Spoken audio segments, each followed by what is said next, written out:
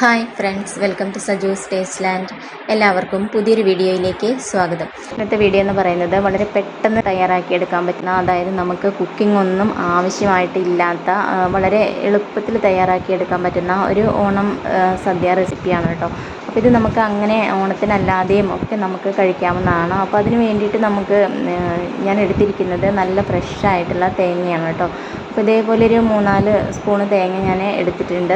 അപ്പോൾ നമ്മൾ അപ്പം തന്നെ പൊട്ടിച്ചിട്ട് ചിരകി എടുക്കുന്ന തേങ്ങയാണെന്നുണ്ടെങ്കിൽ ഇതിനൊരു കൂടുതൽ രുചി കിട്ടാനായിട്ടത് നല്ലതാണ് കേട്ടോ. ഇനി ഞാൻ എടുത്തിരിക്കുന്നത് ഒരു ചെറിയ 2-3 പീസ് ഇഞ്ചിയാണ് എടുത്തിരിക്കുന്നത്. അത് ചെറുതായിട്ടൊന്ന് അരിഞ്ഞിട്ട് ഞാനിതിലേക്ക് ചേർത്ത് കൊടുക്കുന്നുണ്ട്. അപ്പം നമ്മൾ തയ്യാറാക്കുന്നത് ഇഞ്ചി തൈരാണ് കേട്ടോ.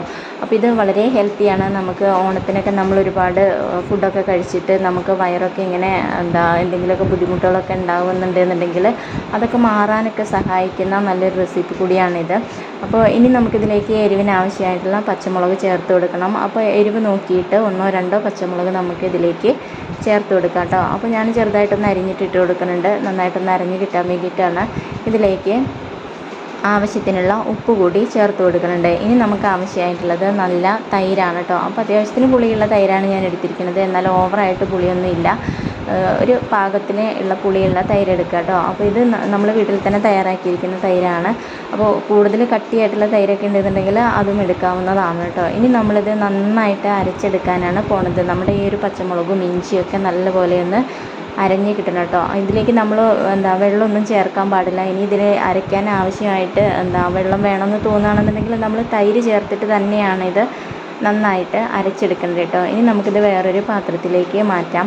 അപ്പോൾ ഇതിനൊന്നും നമുക്ക് കുക്കിങ്ങിൻ്റെ ആവശ്യമില്ല കേട്ടോ. ഇതിപ്പോൾ കുറച്ച് തിക്കായിട്ടാണ് ഇരിക്കുന്നത്. ഇത് കുറച്ചുകൂടി ഒന്ന് ലൂസാക്കിയിട്ട് എടുക്കണം.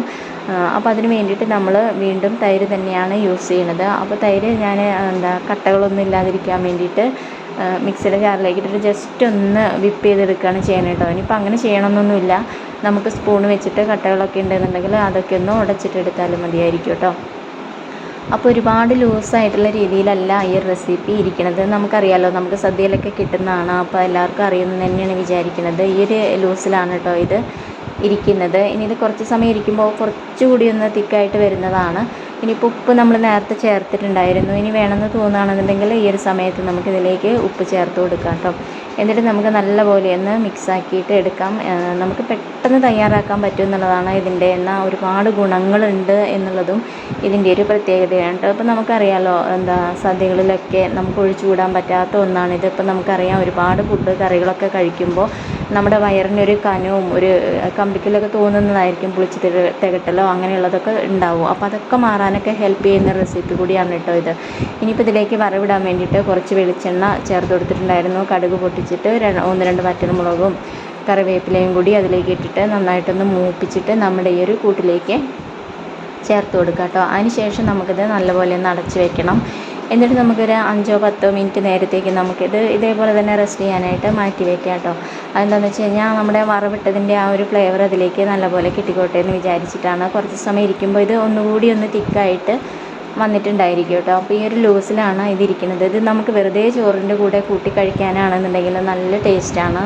അപ്പോൾ പലർക്കും അറിയാവുന്നതാണ് ഇങ്ങനെയുള്ള റെസിപ്പികളൊക്കെ. എന്നാൽ ചിലർക്കെങ്കിലും ഇതൊന്നും അറിയുന്നുണ്ടായിരിക്കില്ല. അപ്പോൾ ഓണം റെസിപ്പികളോ സദ്യ റെസിപ്പികളൊക്കെ എങ്ങനെയാണ് ഉണ്ടാക്കുക എന്നൊന്നും ചിലപ്പോൾ പുതിയതായിട്ട് കുക്കിംഗ് തുടങ്ങുന്നവർക്കൊന്നും അറിയണമെന്നുണ്ടാവില്ല. അപ്പോൾ അതൊക്കെ കൂടി കണ്ടിട്ടാണ് ഞാനിത് ഷെയർ ചെയ്തിരിക്കുന്നത് കേട്ടോ. വളരെ എളുപ്പമാണ്. അപ്പോൾ ഇതേപോലെയുള്ള നല്ല നല്ല സദ്യ റെസിപ്പികളൊക്കെ നമ്മുടെ ചാനലിൽ ഇതിന് മുമ്പ് നമ്മൾ അപ്ലോഡ് ചെയ്തിട്ടുണ്ട് കേട്ടോ. അപ്പോൾ അതൊക്കെ അറിയാൻ ആഗ്രഹമുള്ളവർക്ക് നമ്മുടെ ചാനലിൽ കയറിയിട്ട് അതൊക്കെ ഒന്ന് കണ്ടു നോക്കാവുന്നതാണ്.